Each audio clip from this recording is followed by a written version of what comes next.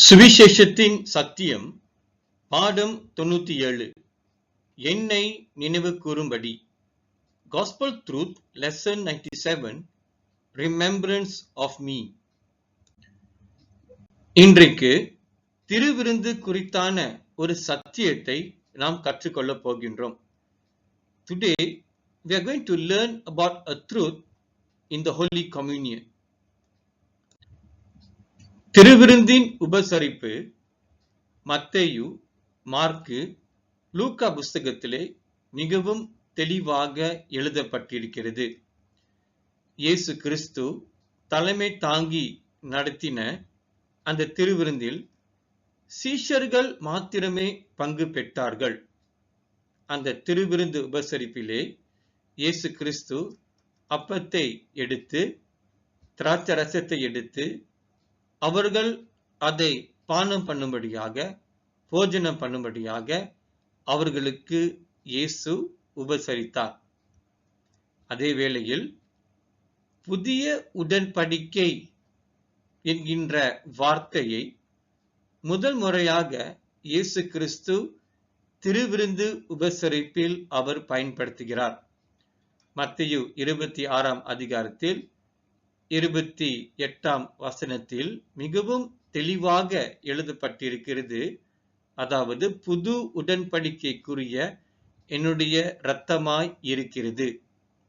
அதே வேளையில் மார்க்கு 14 அதிகாரத்தில் 24 வசனத்திலும் கூட புது உடன்படிக்கைக்குரிய என்னுடைய இரத்தமாய் இருக்கிறது. இந்த யூத சீஷர்களுக்கு இயேசு பழைய உடன்படிக்கை முடிவாக புதிய உடன்படிக்கை ஸ்தாபிக்கிற வண்ணமாக இந்த வார்த்தையை இயேசு அவர்களோடு பகிர்ந்து கொள்கிறார். The Lord's Supper or the Holy Communion is found in the book of Matthew, Mark and Luke. It is specifically administered to the disciples who are Jewish, and in Matthew chapter 26 verse 26 to 28 and Mark chapter 14 verse 22 to 24, Jesus administered the Holy Communion by giving the bread and the wine, which is said to be his body and the blood.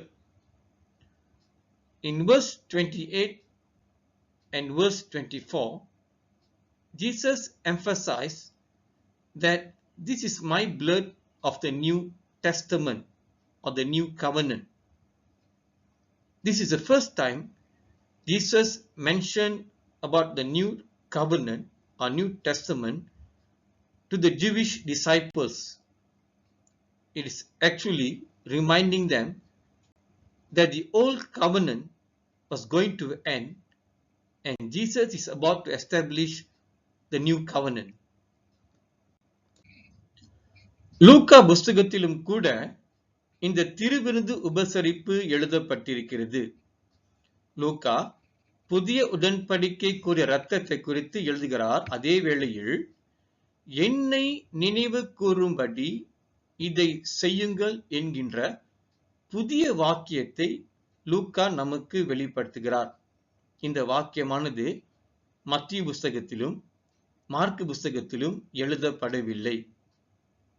இயேசுவை நினைவு கூறும்படியாக திருவிருந்து உபசரிப்பிலே நமக்கு லூக்கா வலியுறுத்துகிறார். அப்போஸ்தலர் பவுல் சபைக்கு இந்த திருவிருந்தை குறித்து என்னதான் எழுதுகிறார்? 1 கொரிந்தியர் 11 அதிகாரத்திலே இது எழுதப்பட்டிருக்கிறது. உங்கள் கவனத்திற்கு 12 சீஷர்களோடு இயேசு திருவிருந்து உபசரிப்பிலே அப்போஸ்தலர் பவுல் கலந்து கொள்ளவில்லை. உயிர்த்தெழுந்த இயேசு கிறிஸ்து பவுலிடத்திலே வெளிப்பட்டு அந்த ராபோஜன சம்பவத்தை அவருக்கு வெளிப்படுத்தப்பட்டதினால் இவ்விதமாக பவுல் நமக்கு சபைக்கு அவர் எழுதுகிறார். வசனம் 24 25 நாம் சேர்த்து பார்க்கும் பொழுது, நாம் அப்பத்தை பெற்றுக்கொள்ளும் பொழுதும் திராட்சை ரசத்தை பெற்றுக்கொள்ளும் பொழுதும் நாம் இயேசுவை நினைவு கூறும்படியாக இதை நாம் செய்ய வேண்டும் என்று சுவிசேஷத்தின் சத்தியம் இங்கு வெளிப்படுகிறது. அப்படின்றால் நம்மை நினைவு கூறுவது அல்ல, திருவிருந்திலே நாம் இயேசுவை நினைவு கூற வேண்டும் என்று பவுல் நமக்கு இதை வெளிப்படுத்துகிறார். திருவிருந்தானது இயேசுவை மையமாக வைத்துக்கொண்டு அவருடைய சரீரத்தையும் அவருடைய இரத்தத்தையும் நாம் பெற்றுக்கொள்ளும் பொழுது அவரை நினைவு கூறும்படியாக உபசரிக்க வேண்டிய திருவிருந்தாய் இருக்கிறது என்பதை பவுல் நமக்கு சுட்டி காண்பிக்கிறார்.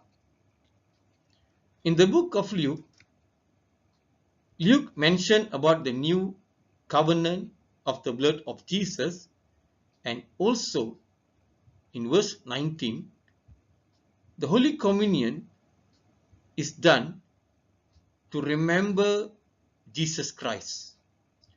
Do this in remembrance of me, said Luke.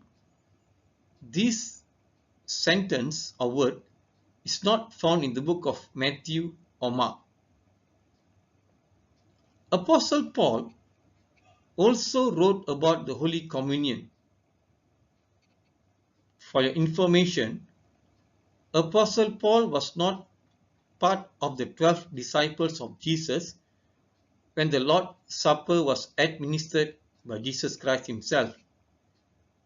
But the resurrected Jesus Christ appeared to Paul and told him or showed him what happened during the Lord's Supper when Jesus Christ was doing the Lord's Supper with his 12 disciples. And Paul emphasized one important truth in verse 24 and 25, that this do in remembrance of me. When we partake the blood and the bread, we are called to do that in remembrance of Jesus Christ. It means it's not us to be remembered, but Jesus Christ is to be remembered.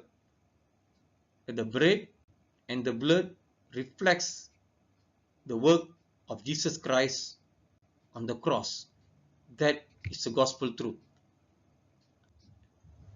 புதிய உடன்படிக்கை என்கின்ற சத்தியத்தை இயேசு மத்தேயு, mark, லூக்கா புஸ்தகத்திலும், பிறகு அந்த வார்த்தையை அப்போஸ்தலர் பவுலுக்கு வெளிப்படுத்தி 1 கொரிந்தியர் 11ஆம் அதிகாரத்திலே எழுதப்பட்ட வார்த்தையாக இருக்கிறது.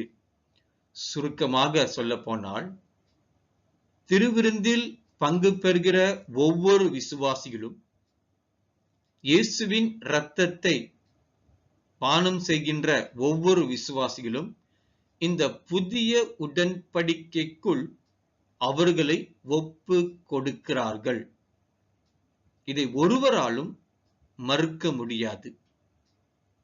இந்த புதிய உடன்படிக்கைக்குள் இருக்கின்ற விசுவாசிகள் இயேசு கிறிஸ்து சிலுவையில் செய்து முடித்த சத்தியங்களை அவர்கள் அறிந்தால், அவர்களும் புதிய உடன்படிக்கை சத்தியத்தில் வாழ்கின்ற விசுவாசிகளாக இருப்பார்கள். ஆனால் பல விசுவாசிகள் இதை அறியாததினால் இந்த புதிய உடன்படிக்கையின் சுவிசேஷத்தின் சத்தியம் அவர்கள் கண்களுக்கும் மனதுக்கும் மறைக்கப்பட்டிருக்கிறது. இந்த புதிய உடன்படிக்கை குறித்து நாம் தேடி கண்டுபிடித்து அதனுடைய அர்த்தங்களை புரிந்து கொள்ளும் பொழுது நிச்சயமாக நமக்கு விடுதலை தொடர்ந்து வந்து கொண்டு இருக்கும் என்கின்ற சுவிசேஷத்தின் சத்தியத்தை நான் உங்களுக்கு வலியுறுத்த விரும்புகின்றேன். The word new covenant is mentioned by Jesus in the book of Matthew, Mark and Luke. And Jesus also mentioned the word new covenant to Paul, and he wrote in 1 Corinthians chapter 11 to today, every believer who partake the Holy Communion or the Lord's Supper has engaged themselves into this new covenant or new testament. And because of that, we are called or known as new covenant believers. Whether we accept it or not, all those believers in Christ Jesus who partake the Holy Communion are called new covenant believers. But many of us are not aware of the finished work of Jesus Christ on the cross and the establishment of new covenant. When we seek and find this truth, we are being delivered every moment when we understand the truth of the new covenant. This is the gospel truth. இயேசு கிறிஸ்துவின் இரத்தமானது நம்மளுடைய பாவ மன்னிப்புக்காக சிந்தப்பட்டது என்கின்ற சத்தியத்தை நாம் எல்லோரும் நன்றாகவே அறிந்திருக்கின்றோம். நாம் மத்தேயு, மார்க்கு, லூக்கா, 1 கொரிந்தியர் புத்தகத்தில் வாசிக்கும் பொழுது இயேசு கிறிஸ்துவின் சிந்தின இரத்தத்தை நாம் பானம் பண்ணும் பொழுது, இயேசு கிறிஸ்துவை நினைவு கூறும் பொழுது, அவர் எனக்காக என் பாவங்களுக்காக இரத்தம் சிந்தினார், ஆதலால் என் பாவங்கள் மன்னிக்கப்பட்டுவிட்டது என்கின்ற சத்தியத்தில் நாம் உறுதியாக இருக்க வேண்டும். இயேசுவை நினைவு கூறும் பொழுது, என் பாவங்கள் மன்னிக்கப்பட்டு விட்டது, என் பாவங்கள் முற்றிலுமாக இயேசு கிறிஸ்து எடுத்து போட்டு விட்டார் என்கின்ற மன தைரியத்தோடு நாம் அந்த இரத்தத்தை பானம் செய்யும்படியாக இயேசுவை நாம் நினைவு கூற வேண்டிய விசுவாசிகளாக இருக்க வேண்டும். நாம் இயேசுவை நினைவு கூறும் பொழுது, நம்முடைய பாவங்கள் மன்னிக்கப்படும் பொழுது, நம்முடைய இருதயத்தின் குற்ற உணர்வு நம்மை விட்டு அகற்றப்படப்பட்டுவிட்டது. இந்த குற்ற உணர்வு அகற்றப்படும் பொழுது நம் இருதயங்களிலே ஒரு புது விடுதலை வரும் என்பதை நாம் விசுவாசித்து அதை பெற்றுக்கொள்ளலாம். ஏனென்றால் நாம் இயேசுவை மையமாக வைத்து அவர் சிலுவிலே சிந்தப்பட்ட இரத்தத்தை நினைவு கூர்ந்து அவரை நினைவு கூறும் பொழுது நாம் பாவங்களை பார்க்கிலும் அவருடைய இரத்தம் சிந்துதல் மிகவும் பெரிதாய் இருப்பதை நாம் அறிந்து கொள்ளலாம். அப்படி இயேசுவை மையமாக நாம் நினைவு கூர்ந்து நாம் அந்த ரசத்தை பானம் பண்ணும் பொழுது நிச்சயமாக நமக்குள் ஒரு விடுதலை எப்பொழுதும் நிரந்தரமாக இருக்கும் என்பதை நாம் அறிந்து கொள்ள வேண்டும். The blood that we partake reminds us of the work of Jesus Christ for the forgiveness or remissions of our sins. When we remember the blood shed on the cross, we are remembering the work of Jesus on the cross. The blood was shed for our forgiveness of sin. So today, when we partake the blood, we ought to thank God for sending Jesus Christ, his Son, to shed the blood on the cross, and we receive it with gratitude or with thankfulness, because we focus remembering the work of Jesus on the cross. In this way, the guilt consciousness or the sin consciousness in our heart will be removed, because we are focusing on the work of Jesus on the cross. When we emphasize on the blood of Jesus, we are not remembering ourselves, but we are remembering Jesus Christ and His blood on the cross. That will give us continuous deliverance from the sin consciousness or the guilt consciousness. That will be the gospel truth when we partake the blood of Jesus from the cross. இயேசு கிறிஸ்து சீஷர்களிடத்திலே அப்பத்தை பிட்டு கொடுத்தார். அந்த அப்பமானது குறிப்பாக நம்முடைய சுகமளிப்புக்காக கொடுக்கப்படுகின்ற பிற்கப்படுகின்ற அப்பம் என்பதை நாம் அறிந்து கொள்ள வேண்டும். இதை நாம் புரிந்து கொள்ள வேண்டும் என்றால் ஏசாயா 53 அதிகாரம் வசனம் 5, மத்தேயு 8 அதிகாரம் வசனம் 17, 1 பேதுரு 2 அதிகாரம் வசனம் 24. இந்த 3 வசனத்திலும் நாம் பார்க்க வேண்டிய காரணம் என்னவென்றால், இயேசு கிறிஸ்துவின் சரீரம் சிலுவிலே அறையப்படும் பொழுது அந்த சரீரம் அடிக்கப்பட்டு பிற்கப்படுகிறது. அந்த அடிக்கப்பட்ட பிற்கப்பட்ட சரீரத்தில்தான் தழும்புகள் உண்டாயின என்கின்ற சத்தியத்தை நாம் அறிந்து கொள்ள வேண்டும். அந்த தழும்புகளால் மாத்திரமே நாம் சுகம் பெறுகிறோம். இதை யாராலும் மறுக்க முடியாது.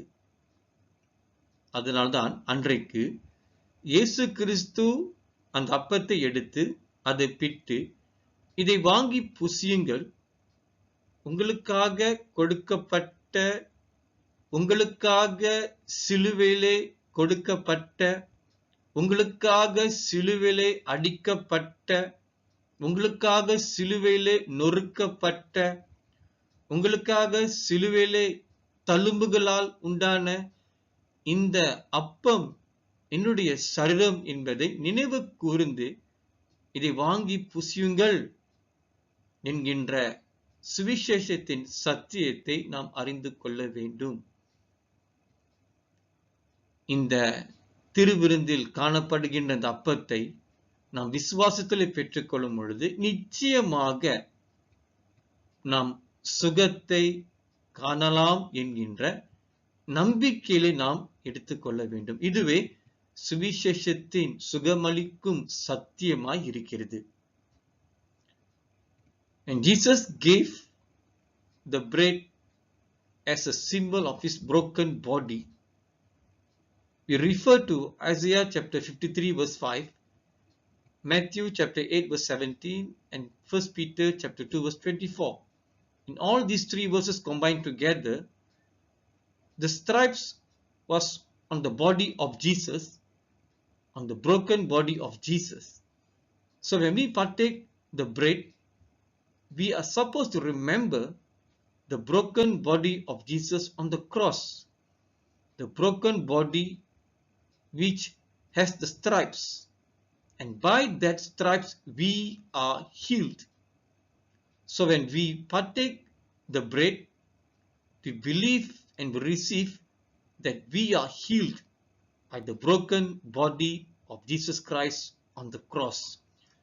That is the gospel healing truth that we have to believe and receive. Through that, we are able to receive our healing instantly or progressively. This is the gospel truth. Thank you for watching and listening. Please subscribe, like, share, and comment. Thank you.